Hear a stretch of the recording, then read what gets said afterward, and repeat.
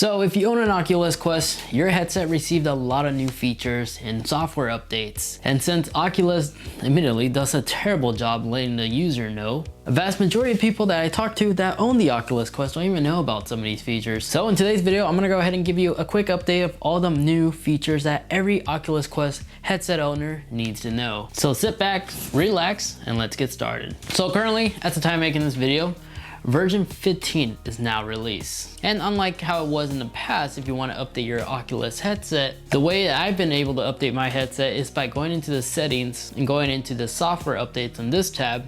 Just click check update, and now you should be able to update your headset without having to wait for Oculus to roll it out to certain Oculus headset individually. But in case it doesn't work for you, you can still pause the video right now. The instruction guides are going to be right there, so you can try that method still if it's not working. Now with this new update, we got a new menu option, where before, if you want to go ahead and check the battery life stats, you can only see the exact percentage for the headset, but not the controllers. With the controllers, we are only given the light indicator. But now with this new toolbar, we can see the exact battery life percentage of all three pieces for the Oculus Quest. Now by default, this is disabled, unfortunately, and there's no mention in the menu about this. But if you want to enable this, quickly just go into your settings. On the left side, just go to the experimental tab, and here where it says enable new universal menu, just enable that, and it's going to prompt you to reset the headset.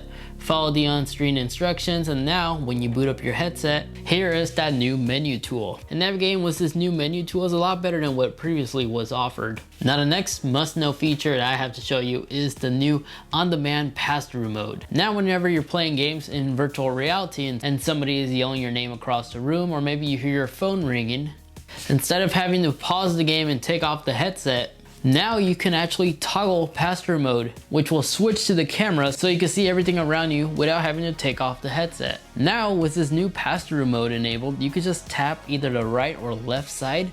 The cameras will track your hands as soon as it notices that you're getting too close to the headset. So you can literally tap on the corner edges like so, and it will actually switch to the pass-through mode. And Oculus, they did a fantastic job on enhancing this mode as well, because it not only does that very well, but it also eliminates the fisheye effect. It's still there, but it's less noticeable, so you can actually navigate through a room without bumping into things. If you want to enable this new mode, you got to go into your settings again, go to the experimental tab once more, and go down where it says enabled pass-through. And once you do that, you can tap either this side or that side like so, and the Oculus headset will understand that and read it and will immediately switch to pass-through mode. Again, I'm really surprised how well this new feature works. Now, another new feature is hands-free tracking now works automatically. Where in the past you had to go to your settings if you want to switch from controller or your hands, now it does it all by default. So if you want to watch, like, let's say a YouTube video or just browse the web with just your Oculus Quest headset, you don't have to have these controllers around. You can literally put on the headset, as it's going to immediately begin tracking your hands, so you can navigate through the menus really easy and view your virtual content or play some hands-free games. But as the time making this video, I don't think there is any 100% hands-free supported games just yet. Maybe in the near future, but that's where you could really benefit off of this. Now compared to version 12, the hands-free tracking, the gestures have been significantly improved, as I feel it's more accurate than ever before. Whenever you pinch your index finger and you connect it to your thumb, it's easier to scroll, select certain apps. If you want to bring up the Oculus menu to go back home, now it actually highlights your hand as soon as you rotate it up, letting you know that the Oculus Quest is detecting that you're ready to go to the menu, and you just pinch and then the menu icon will begin filling up. But if you forget the gesture controls for the hands-free tracking, you can also view it here on your applications. You can play the video and practice however many times you want. But for this new automatic feature, if you start off with your controllers, as soon as you place your controllers down on the floor, the Oculus headset will automatically identify that and will automatically switch to hand tracking instead. It works really well. So if you want to set this automatic feature, again, simply just go into the experimental tab in your settings and go down, make sure you have hands-free tracking enabled, but underneath that, enable the section as well that says an auto-enable hand or controller. And there you have it. Now multitasking is another thing you can now do, and you can enable it right here as well. It's gonna reset the headset once more, but with this mode now on, now whenever you go on the web browser, there's a new plus icon above here. Tap on this and you can create separate windows like so that will actually circulate around you. Now unfortunately, for some reason on my headset, maybe because I was recording, I can only have 3 windows like these open.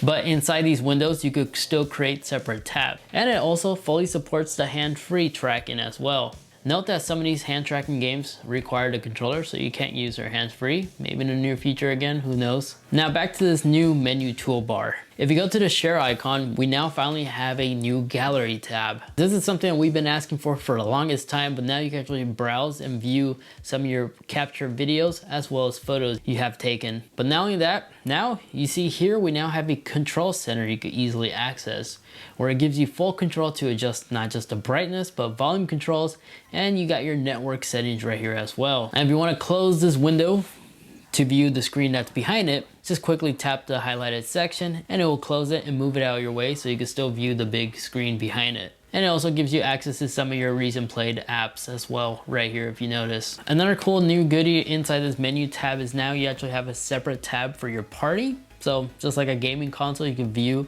or start a party right here, which is really nice. And now whenever you're in the game and you tap on the Oculus home button on your controller, you also have new options here as well, as now you can actually not just record, you could take a photo, you could send invites, you could do it all right here without actually having to actually go on the menu bar underneath it. Now a big note I want to quickly highlight, with this new menu, you may have noticed that you are no longer able to switch to different Guardian modes. The room scale or standing, like before you had like little icons right here in the corner where you could switch between them.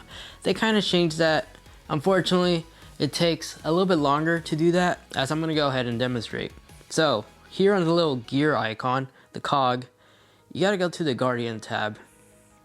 Right here where you see room scale, sensitivity, you wanna go down where you see set floor level. This is a way that I've been able to do this, and this is my workaround because they removed this feature. But you wanna click on this, and then you may have noticed that the animation is also different for this version of Oculus, as it does give you more features, which I'm gonna go ahead and show you. Now, on the screen, this is probably black, but you can probably see me through the camera and see what I'm gonna do next if you wanna change your standing station to a different location in your room. At this point, it's not instructing you to do this, but just feel free to walk to the next part of your room where you wanna move to, hit confirm, and then the Oculus is going to identify that you moved from your previous standing spot to a new one. So here you could either change the room scale boundary if you want to reset that, or your stationary. So we're going to hit stationary, and now we get this new animation showing us that we could sit. So if this is the new spot where you want to set this, or if you want to move around, you can still do so, as the Guardian will actually move around with you. And just hit confirm, and bam, you're done.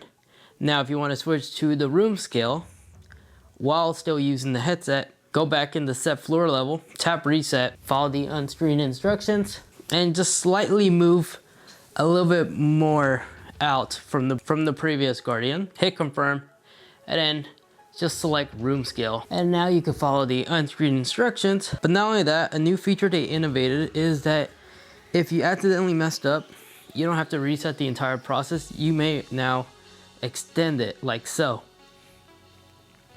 and then just hit continue and you're good. But that's, I guess, now the new method of how you could change from the standing Guardian to the room scale Guardian. The other new feature can be found on Oculus Link. When you select your device and you go to your setup and you hit continue, there's a new test cable function. When you do that, you can actually test the speed of your cables that you have for you to find the perfect one that gives your Oculus the best performance. So this is really nifty for that. And then lastly, if you want to enable your Oculus voice controls to control the headset by just using your voice, you could always go right here and enable this. Now, unfortunately, I'm unable to actually demonstrate this for you guys, which is why I saved it for last. I glitched it on my headset somehow. This was my fault. I was doing something stupid with the ARC files. So hopefully in the near future, there will be an update where I could have my headset resolved. But if you follow the on-screen instructions here, it'll give you the list of commands you could do. So you could literally ask the Oculus to say, open up Netflix or open up Vacation Simulator, and the headset will be able to navigate and open up the app in just a couple of seconds instead of you having to manually go into your app library and search for it that way. But that is all the new hidden features that got innovated on the Oculus. It's hidden because Oculus themselves, they really don't promote this stuff. They should. Some of this stuff is really useful and every headset owner needs to at least be aware of them. Because now being able to put on the headset and just play like a video on YouTube without having to pick up the controllers, being able to do it with just your hands, makes this headset into the ultimate all-in-one unit VR headset. Guys, if you're curious on what kind of decals, accessories I rock for my VR headset, you could go ahead and watch this video over here, as I pretty much cover all my favorite accessories. And then this video over here, that's a video that YouTube thinks that you will like. Feel free to watch either or. But until next time, remember, stay safe, stay clean, and I'll catch you guys in the next one. See ya.